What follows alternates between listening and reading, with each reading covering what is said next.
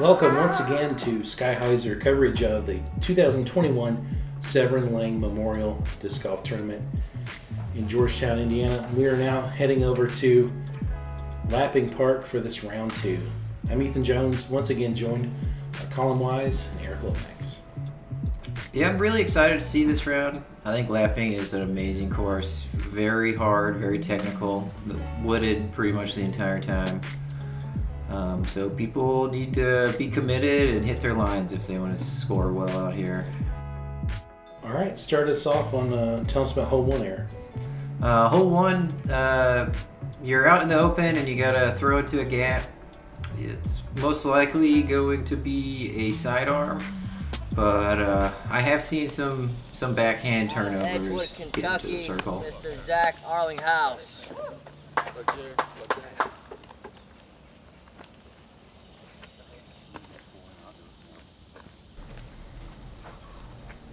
Zach up here first had that incredible 10 under hot round at the previous course, and great young player from Northern Kentucky, and he's going to be starting off here with a right hand forehand, and he also throws left hand backhand. Yeah, that's pretty interesting. Yeah, interesting combination. He gets a little bit too wide with it, but that's a fine position to be in to get your par.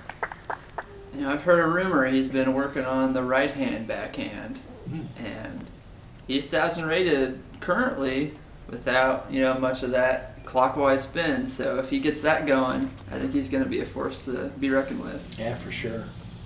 This is Jeremiah Kraus, who's from Cincy area, I think, or maybe closer to Dayton. Tyler Horne. Never actually gotten to play with him myself, but that's a great shot. He's about 20 long, and that'll be birdie territory. Yeah, it's not he made it look easy. It's not really an easy thing to do. This is a very tight gap. You don't have much room to work with, and to get up there with a backhand is even more difficult. And so it's going to be about a circle's edge putt there. So we have Tony joining us from the only one from the first round feature card that's going to be on our round two coverage. Shot a really good 600.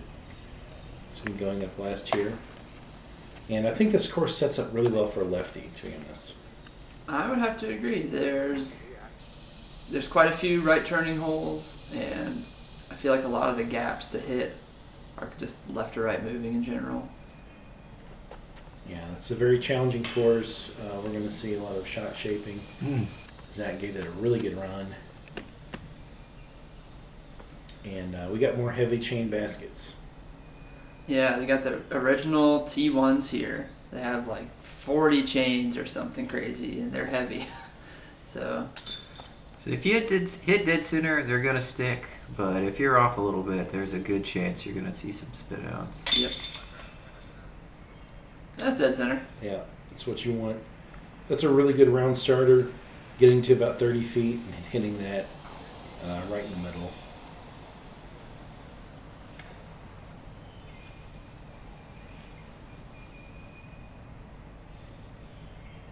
We got Jeremiah's putt,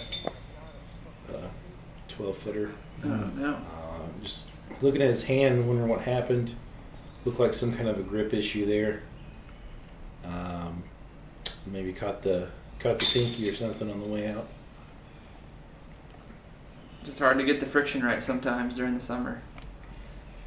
Yeah, this tournament's taking place in the middle of July, so obviously warmer times than what we have right now, but these players are definitely going to have to deal with that. They're not going to get much help from the knee breeze. All about hole two. So this is a slight left to right turning shot, which, I guess is fine for the lefty here. He could flip up a hyzer. To me, it looks like it shapes a little better for a backhand, righty backhand with a little bit of flex on it. Looks like Tyler's throwing a glow buzz or something. That's exactly the shape you want. If you get past, or at least land even where that big trunk is off in the distance, the ground usually gets you in the circle.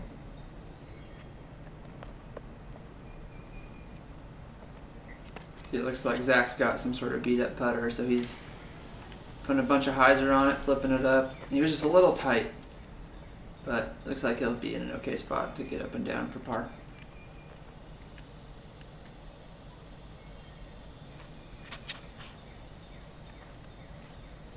I like this line.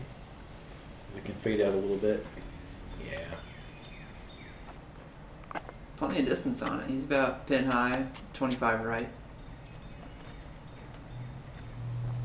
Yeah, it's usually better to overplay that Anheuser on this hole, because as long as you beat the initial gap, you usually wind up around that log.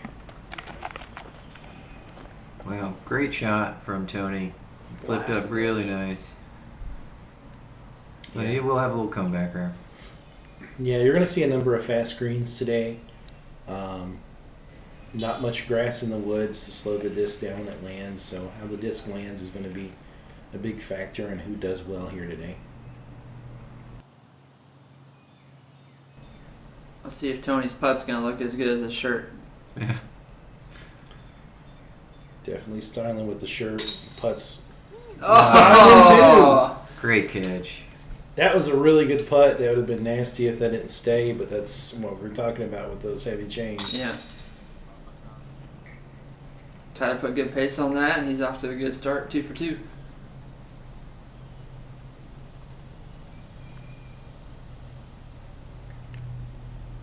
Definitely been here before. It's about a 22-footer. Just sneaks it over the rim. You can tell he's not feeling comfortable yet on the putting green, Yeah. but I bet he'll get there. With a round like 8 down at Seviren, he's got to be a good putter. Yeah, hopefully after that good putt, it'll calm his nerves and he can put in a good score. Yep. All right. Hole 3, Eric. Tell Scott. Hole 3, 287 feet. Very similar line where if you're throwing a right-hand backhand, you want just a little bit of turnover. The tee pad placement is a little deceiving. It makes you think you want more, but if you throw almost a straight shot, you'll probably be in the circle somewhere. There is a drop-off behind the basket, so if you do throw too hard, you're going to have a pretty long comebacker. That's just a little bit too low there for Tyler. Yeah, it's Layupville. Drops off considerably behind the green.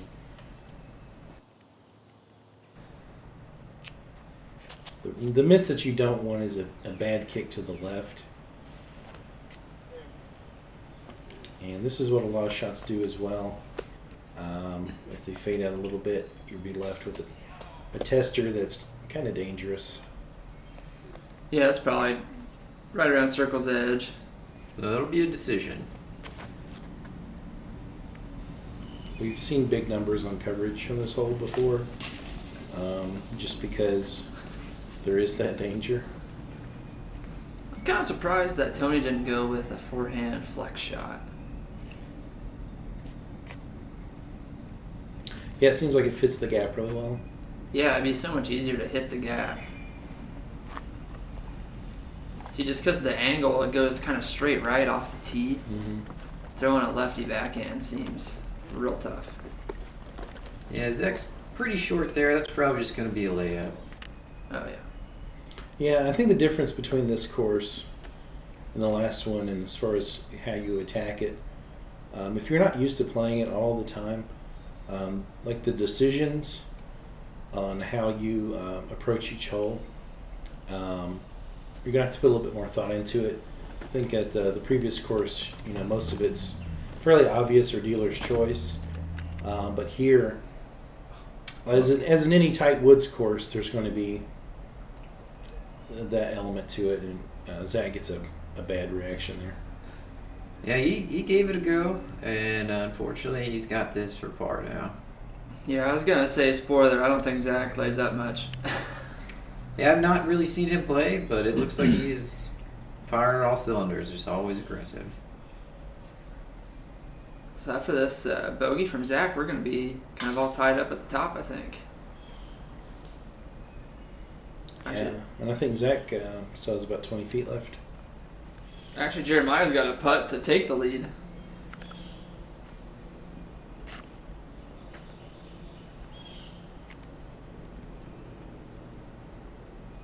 Yeah, this is definitely one where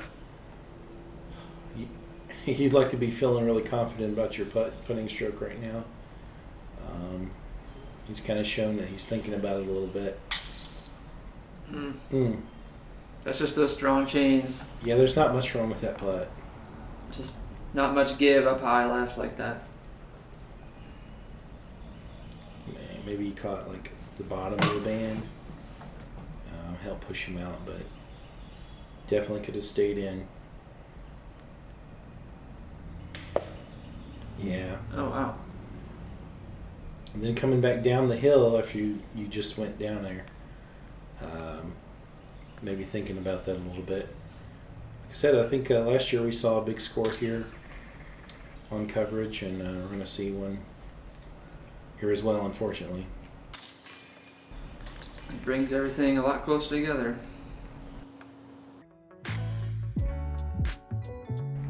So, hole 4. The drone is not really flying the fairway that these players are going to be taking. Really what they're going to be doing is playing a big forehand or turnover shot that gets to probably 80 behind the drone now, and you still have a difficult 200 to 300 foot fairway to navigate. This is a pretty technical par 4. It all depends on your landing zone off the tee. And your landing zone generally is on a slope, so you have to deal with footing as well. Does set up good for that left-hand backhand. That's a really good spot. Yeah, it's excellent. Anything across that creek on that hillside, prime position. So we get to see the backhand buzz. Like the shape get through.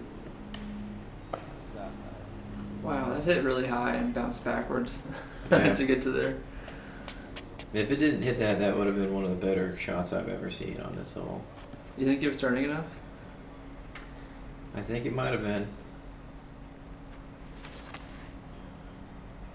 That's turning pretty good. Sometimes it can turn a little too much too early.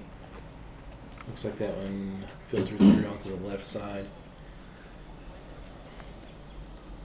I know Zach's going to want to get aggressive and bounce back from that last hole.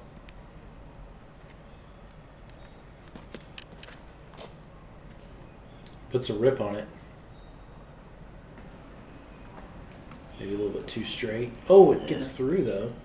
He might have a way to scramble for birdie from there.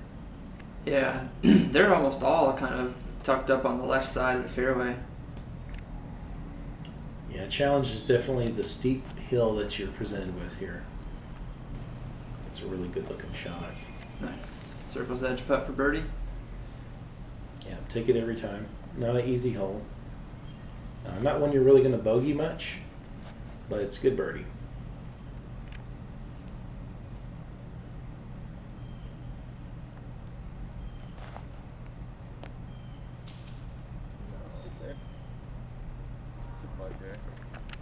Couldn't quite see what happened with that. It looks like it got through maybe to circle 2. Get through. Yeah. Tyler here. Just a little wide, but gets through everything, and he's going to be very happy with that. Yep. Yeah, very well played. Yeah, I think Zach got so far, he actually has a scramble opportunity.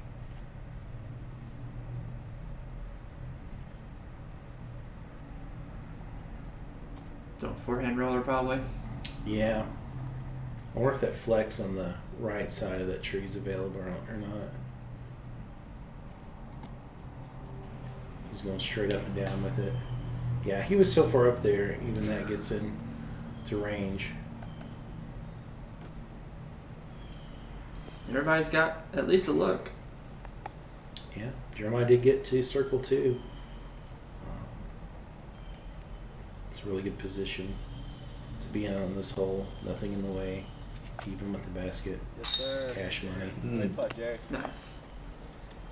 It looks like he's getting that putter rolling now. My fault. My fault. Yeah, that's got to feel good. Sometimes, if you're not feeling the putter, having a chance to get a clean run at a circle 2 can get you going. Build that confidence. Yeah, not much to lose. Sir. Oh, corner pocket from Zach. Wow. That was 40 feet. From the rough. Yeah, It's a good bounce back. bounce back birdie. This would be a pretty crazy star birdie if the last 2 can, or really just Tony has Yeah. a tough putt. Don't get big putted. I think he's going to put this right in. Oh man. It's a little bit of that left issue that he had round 1 maybe. And yeah, it's going to happen to him much more.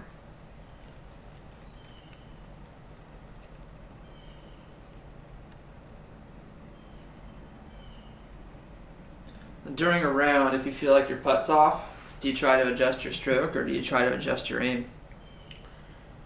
I usually just go back to my stance and see if I'm getting a little bit lazy with it. If I'm missing strong side, like he's missed some strong side, I'll try to close my stance off a little bit. That's a good comebacker. Yeah. 3 down on this hole is still really good.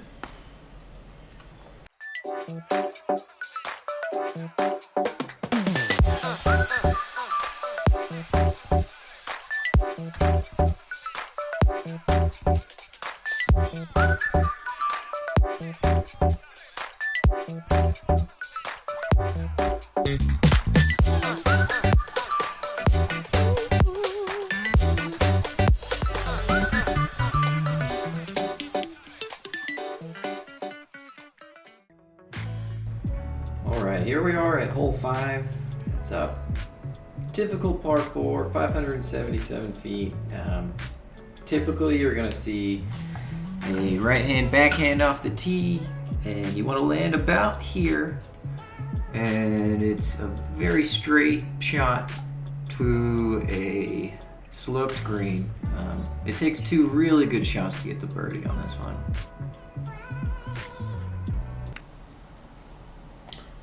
Yeah, you're right. We'll see Tyler here. He's got to get down this tunnel clean, but then he's got to have something with enough left movement at the end to get left pretty hard. He's using the height to get the left, but didn't quite push it straight enough first.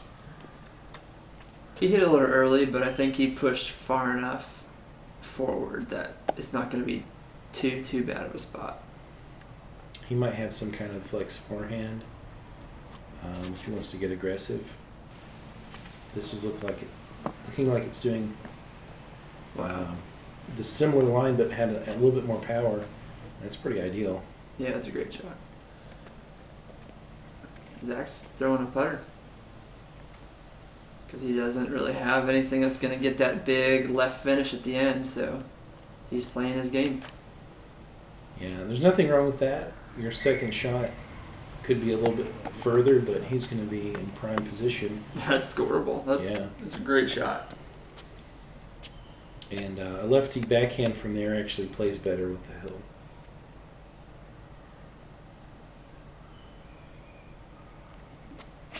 Tony's showing us the lefty forehand. Looks really good. A lot of power.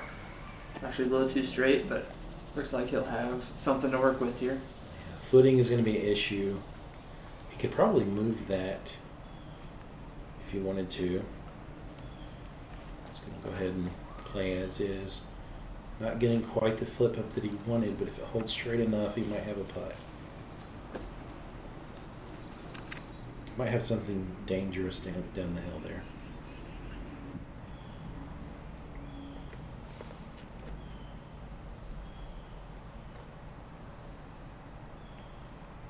Zach's going for this straighter shot.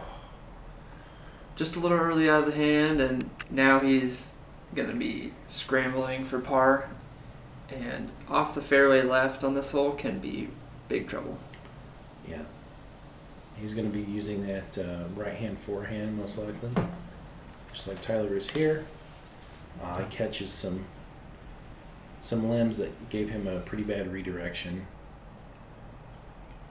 And that's one thing on a day like today when the tree foliage is so thick this time of year, and with the lighting, sometimes you don't even see those small little branches and small little leaves that are in your ceiling. It's a good shot from Jeremiah. He might be a little bit too far away to want to run it, but he's definitely hunting. So a really nice shot. Needs to slow down, put on the brakes, and Wow. it does. Super solid. He'll have a pretty doable par putt there.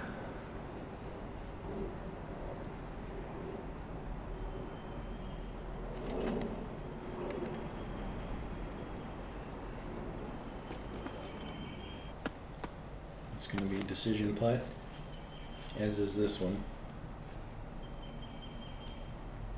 Looks like that skinny tree's right in his way. Yeah. Yeah, he wants no part of it. That's a fun putt in doubles, though, I'll tell you what. Yeah.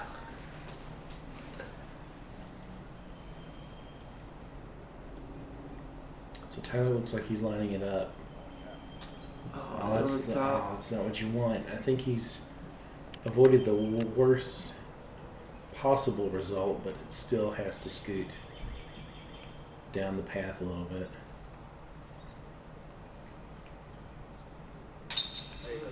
And it connects. I think that was for the bogey 5. Yeah, that's a really good comebacker. It's very important to hit those. You bet on yourself to make the first one. You got to be able to hit the second one. Oh no. That's Oh my goodness. So I totally just slipped. That is really unfortunate. I'm not a rules Wow. man. They are. he's in the casual water, right on the edge of He's it. on the muddy bank. Will he be able to get a stance? We talked about at the end of round 1. Low is the better miss going downhill. You can see why. Yeah, obviously these baskets don't have number plates. This is a tap-in par if that basket had a number plate. Yeah. Yeah. We needed to put some Mach 3s out here.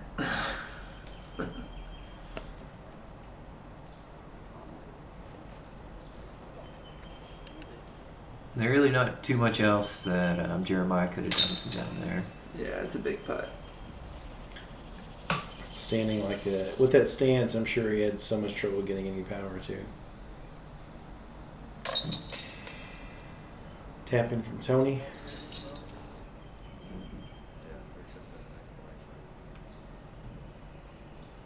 I'm glad that's over. That was a track, man. And that's what lapping can do. There's a number of greens that are very dangerous. So this is actually the short tee on hole 6. This is 180 feet max. Basically, the long tee had a lot of flooding, and we didn't feel it was safe or at all a good idea to be playing that today, so we had to improvise and play this short shot. Yeah, this is another take your straightest disc and hit a gap. And that's solid. This does have a smaller gap than any of the straight shots at Seviren, so it is at least kind of a new challenge. Yeah, there's some kicks that can happen. There's a couple of trees that you got to beat. He got further up there. He'll have an obstructed circle 2 bid. That guy on the right that you see on the edge that usually collects most of your righty shots that don't make the fairway. There is a sneaky hyzer right of it. But- Tyler throws that perfectly. That looks so simple too. Yeah.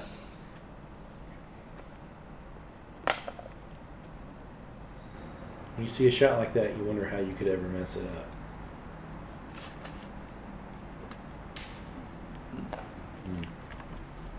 So yeah, that's kind of that right side coming into play.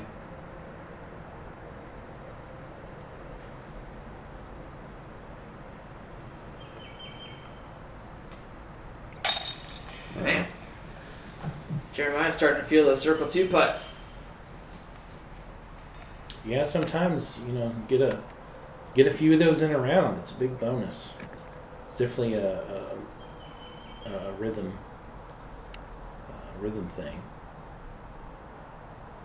Oops. Yeah, just over the edge. Had just enough nose up on it. Keep it in the air.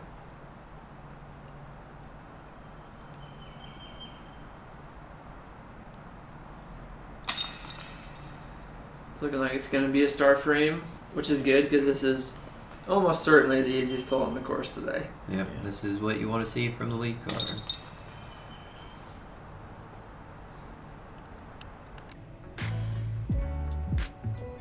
All right, Eric, take us in hole 7. Hole 7 is a very tight tee shot where you're starting in the woods. You want to throw something that moves from right to left or dead straight, and it's all just about hitting that gap, because if you hit early, you are scrambling and bogey comes into play very, very quickly. This is probably a top 3 demanding tee shot on the course, especially if you want to get to the basket. You need the right power, the right height, and the right path through the tunnel. Zach gets a little bit off on the right side there. He went far enough that he should have a fairly simple up and down.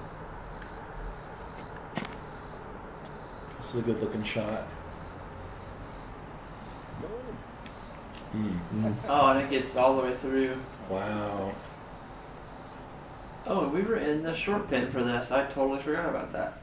Oh yeah. So this was actually probably a 320 foot just straight shot.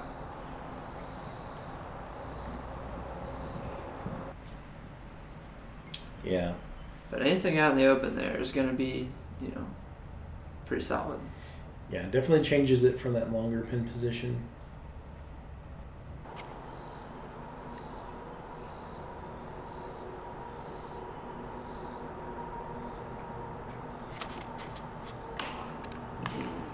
Early release, but drops him right down in the middle. He should have a fairly simple shot to get up and down.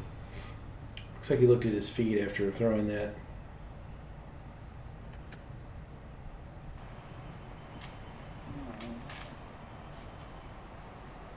That's going to be an obstructed circle's edge putt probably.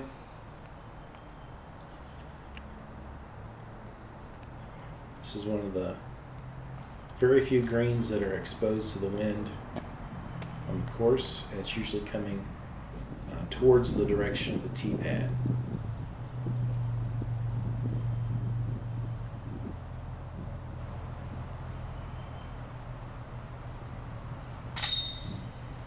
Tickles a few chains.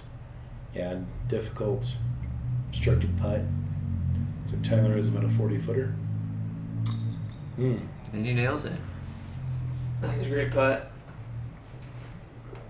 Yeah, a lot of spin, enough hyzer to stick right there on the right pocket. Yeah, he knows it. All right,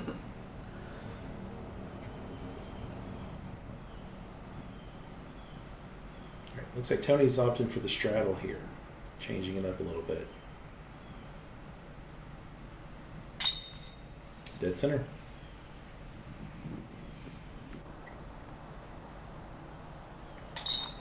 So I think we actually have a lead change here. That's Tyler to 11 down. Yeah.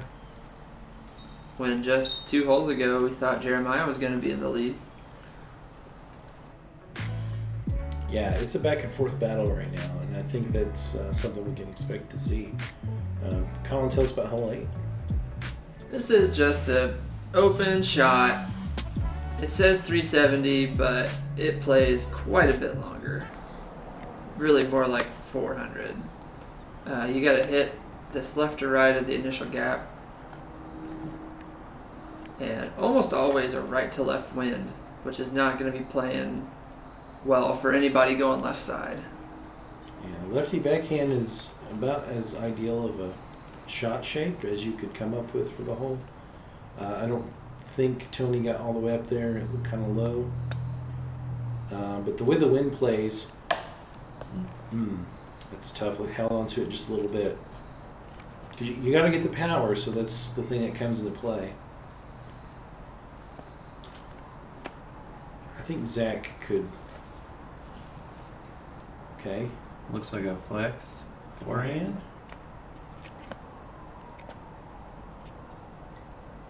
Interesting. He must be feeling very confident with his power on this. I don't know if it's going to come out completely. Wow. Had all the power he needed. Yeah. That's a great shot.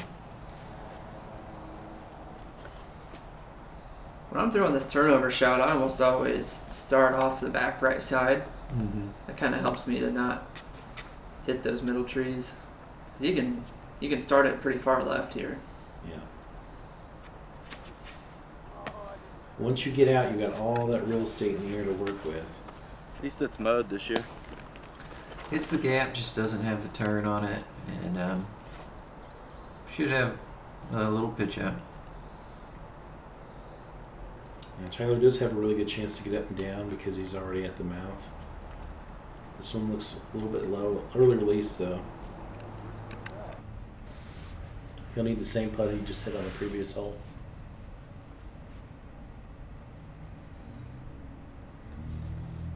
Basically, a lot of long looks for the birdie here. In open, kind of end up getting a lot of threes on this hole. Curious to see if Zach or Tony is closer. I think they're probably similar distance. See if Tyler can pull off the par save. He Wow. does. Yeah. Wow. So he hangs on to at least a share of the lead at this point. Yeah, really well done. Great focus. Doesn't look like there's too much wind right now. Yeah, so I guess Tony did get a little closer. This looks like about 40 feet.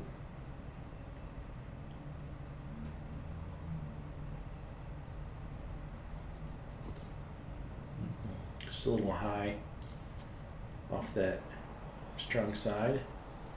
And he's got a little bit of a comebacker to deal with. Tony getting up to circle's edge that low of the line's really impressive. Wow. Oh my gosh. That's What happened? I think it's a malfunction. Yeah, low strong side, looked like a good putt. And Zach switching from a headwind putt to a tailwind putt probably, so. Could be a tough situation to get the power right. Good putt. Yeah, Zach stands very straight to the basket and just kind of catapults from low to high.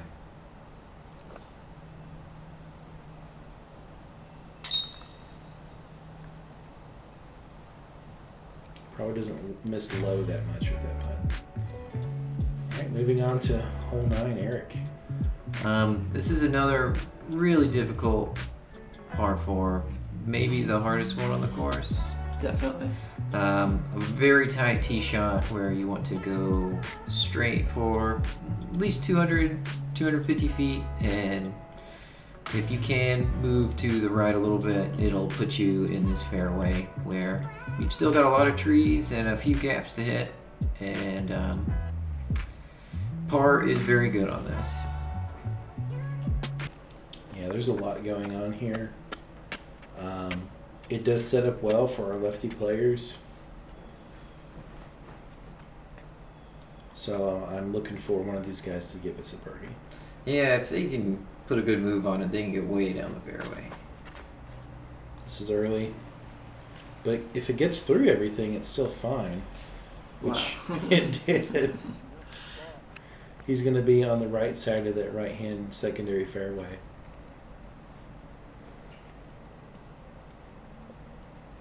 Looks like we're going back to that buzz from Tyler. Oh, and that is just butter. Yeah, that is a What a That's good perfect shot. And that's the middle of the best fairway to attack for the birdie. He'll probably just have another buzz shot up to the basket. So we've identified Tyler's I need to throw it straight disc. Yeah.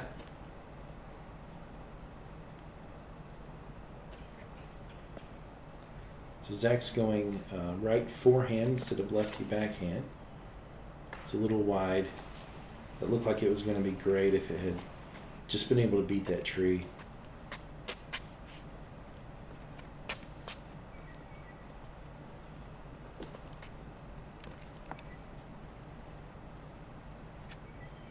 I wonder if that decision is like a accuracy versus power for Zach. I actually don't have a clue. This is a really nice looking backhand. That's way up there. Yeah, he'll have that flex forehand option from there. So our two righty backhand players outperform the lefties on the hole.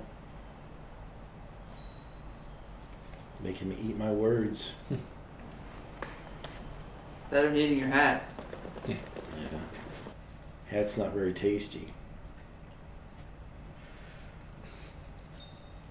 Zach seems like he's still off the fairway a little bit, but he covered enough ground that he should be able to make something happen for his par. Tastes like wool and sweat.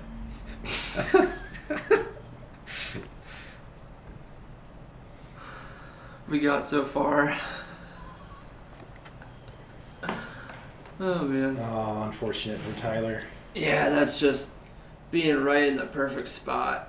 And if you get a birdie on this hole, you're making a stroke or two on everybody in open. I knew you had to know he was excited about being up there and seeing that gap. Okay. So Jeremiah's up there. He's outside the circle, but he'll have a look at his birdie. It's dangerous too, though, because that's downhill, and once you get in there, you got those little trees with that low ceiling to deal with. Zach's gonna hit this gap, hug this side, and that's a great shot. Nice. Tyler's got position here that it's pretty tough. Probably feels like he didn't really deserve this. And he's played it pretty well from what he had. It's hard to get through everything.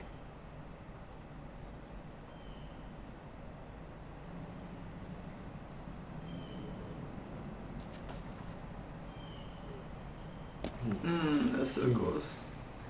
Great run by Tony. Was that a 3 bid? It was. Wow. Love a tap in par at any rate. Mm-hmm. There's another 3 bid. He's Oh, been so wow. good from circle 2. Beautiful pace on it. Just over the rim.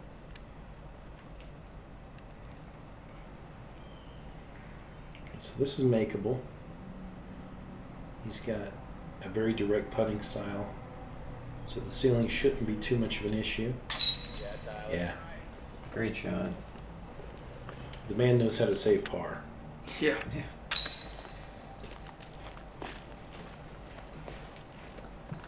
Zach cleaning up. It's 3 pars and a birdie. I mean, that's absolutely outstanding. Looks like we have a chain issue.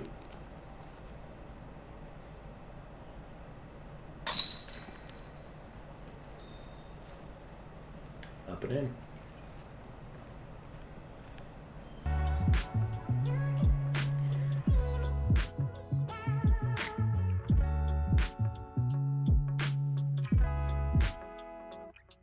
That'll be it for our front 9 of round 2.